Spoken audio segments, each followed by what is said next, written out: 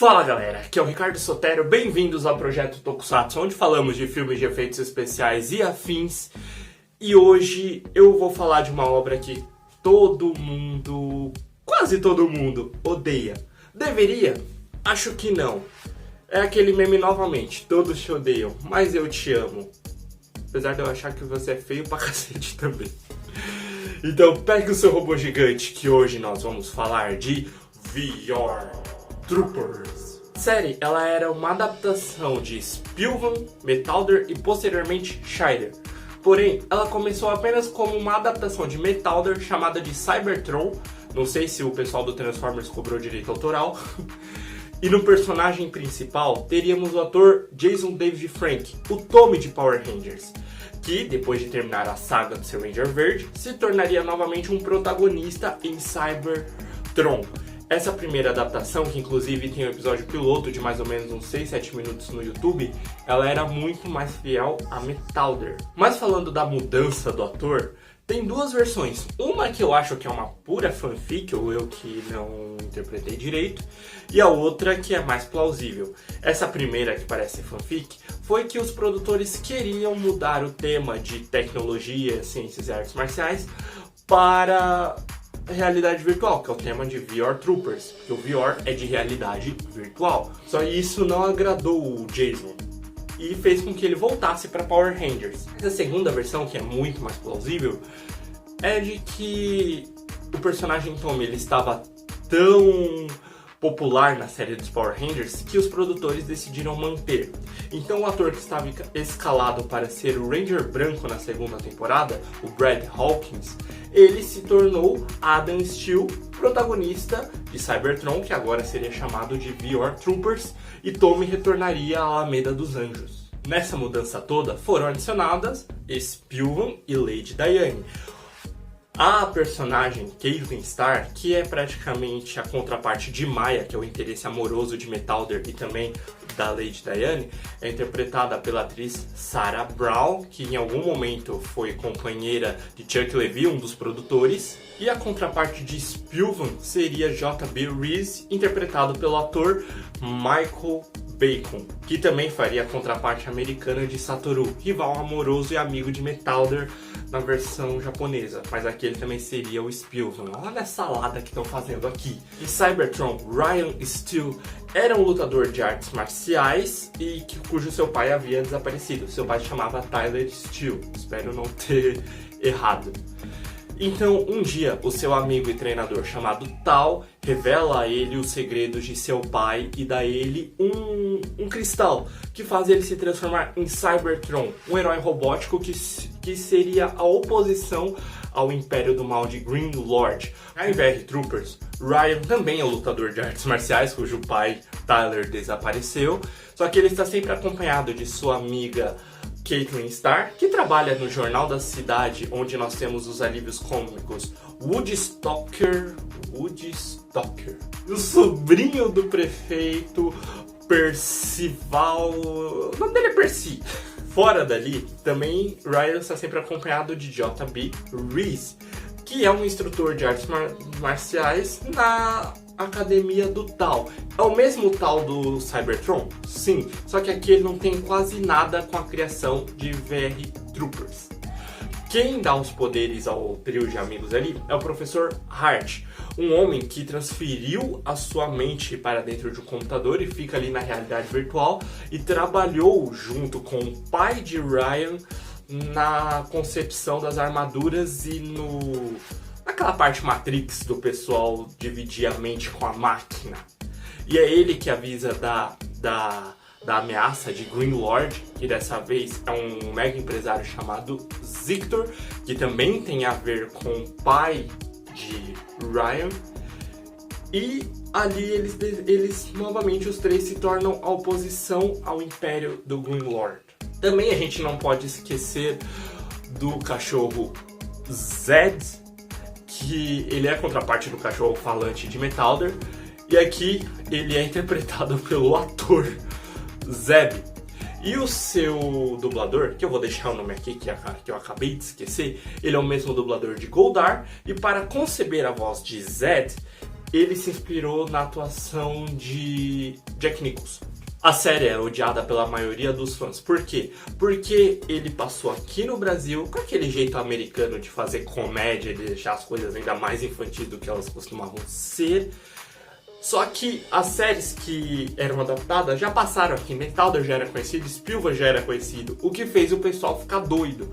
Se Power Rangers já teve diversos haters, sendo que Dairanger e Kaku Ranger nunca passou aqui, imagine uma série que já havia passado aqui. Dá pra imaginar, né? Contudo, eu acho que não deveria. Por quê? Porque tem os fãs nostálgicos aqui que lembram com carinho de assistir a série na Globo. E ela também tem seus méritos. E vamos falar deles. Porém, eu quero começar pelas bizarrices, que infelizmente são muito mais gritantes. O arco de Ryan, ele não é ruim. O personagem que perdeu seu pai, que agora ele sabe que o vilão tem a ver com isso e quer encontrar o seu pai a qualquer custo. Fora que ele tá sempre aprendendo na prática uma lição que o pai dele ensinou no começo do episódio. E isso, ao meu ver, não é ruim. É como se fosse uma adaptação daquelas coisas filosóficas que tinham no Metalder. Só que, quando a gente ia pro núcleo do JB e da Clayton, pelo menos quando a gente tá falando da hora da batalha, as cenas elas não casavam por ser séries diferentes. Então o Ryan estava sempre lutando sozinho em um canto, JB e a Kentley estavam lutando sozinhos em outro canto. E ficava uma coisa completamente jogada e desconectada.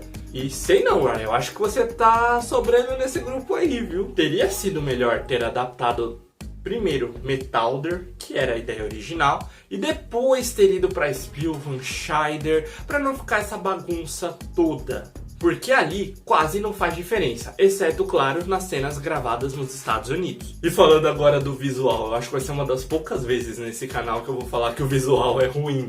Porque as armaduras, quando elas eram gravadas nos Estados Unidos, elas são de doer. Elas parecem um cos pobre charmoso, sabe? Quando a pessoa faz um cos pobre, ela até se esforça, mas mesmo assim sai muito horrível. É mais ou menos aquilo ali. Sem contar as lutas na realidade virtual. Por quê? Eram as roupas do Ranger Vermelho, eram apenas as roupas do Ranger Vermelho, pintada com as cores do Spielberg, da Lady Diane e do Metalder, o que deixava as coisas muito bizarras, porque tinha aquela cabeça de lagarto, aquele zóio horrível. Sem contar uma parte da adaptação, que aconteceu muito mais na segunda temporada, que pra mim foi chamar o espectador de burro. Que tinha o personagem que era um dos vilões, eu esqueci o nome dele, eu vou deixar o nome dele aqui, que ele era feito por um ator americano. Contudo, na hora da batalha, quando eles mudavam a cena, eles faziam questão de mostrar o vilão japonês, como se ninguém fosse perceber que um cara na casa dos seus 30, 40 anos fosse ser um japonês de 50, 60 anos, né? Ah, sem falar daquela necessidade de colocar aquele humor pastelão e forçado que essas séries infanto-juvenis americanas têm. Sim, Percy, eu tô falando exatamente de você! Imagina um personagem invejoso, chiliquento, atrapalhado, forçado, sem graça e tudo que é de ruim. Teria sido muito melhor se a gente tivesse focado o alívio cômico no Jeb, Zed, é Jeb o nome dele, é Jeb, Zed é o nome do ator. Ou é Zeb? É Jeb. Cara, ou no Woody. O Woody também era o velho tiozão do pavê, mas ele também era forçado, mas ele ainda era melhor que o Percy. Eu realmente acho que a série ela ia muito melhor sem o Percy. BR Troopers era uma atrocidade, era muito mal feito, era horrível e era legal. Sim, era legal. Quando eu voltava da escola, eu amava assistir Troopers. Eu acho que eu tava na pré-escola na época. E depois que eu cresci e reassisti na Netflix, a série ela não era tão ruim assim. Eu consegui me divertir bastante. Por isso, eu consegui listar algumas coisas legais, que eu tenho certeza que a maioria das pessoas não vão concordar. Mas aí vai uma lista de coisas legais. Primeiramente, as cenas de luta eram legais. Ah, Ricardo, mas era porque era adaptação japonesa. Calma, meu caro hater, calma.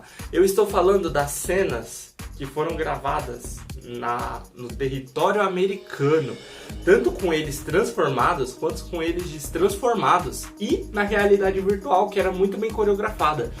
E isso a gente pode dizer que todo o mérito é de ninguém mais, ninguém menos do que Koichi Sakamoto, que era o diretor da segunda unidade, que para quem não sabe, era quem dirigia as cenas que não eram com os atores principais. Ou melhor, com dublês e essas coisas. Também tem os protagonistas, eles eram carismáticos, novamente, eram aquele tipo de pessoa que eu gostaria de ter amizade caso eles existissem. Igual eu falei do Superhuman Samurai, igual a primeira geração de Power Rangers também. Green Lord, ele era um vilão imponente de alguma maneira. Ele conseguia, principalmente a versão humana dele, ele conseguia passar um certo tipo de ameaça, mesmo que ele só fosse ameaçador para uma criança. E as histórias em si, elas eram simples, elas eram episódicas, mas elas também não eram ruins. Como eu disse no começo da crítica, o arco do Ryan, ele era legal, ele tinha uma certa emoção, ele conseguia te prender. Eu vejo como se fosse uma versão mais leve do que foi o arco do Metalder na versão japonesa. Enfim, Back Troopers, ele não é nenhuma obra de arte, nenhuma coisa para ganhar Emmy, Oscar, mas ele também não é esse desastre todo que os haters gostam de falar. Era legal, era nostálgico, para uma criança então vale a pena. Eu gostava de assistir na Rede Globo e novamente, eu me diverti muito e foi muito bom rever depois de adulto. Só a única coisa que eu não falei aqui, depois eu falo, mas que eu acho que realmente é uma atrocidade, é o jogo de Mega Drive. Então é isso, se você gostou, deixa seu like, compartilha, me segue nas redes sociais, se inscreve no canal, vamos fazer isso aqui crescer. Então é isso, valeu, falou, fiquem bem, até uma próxima!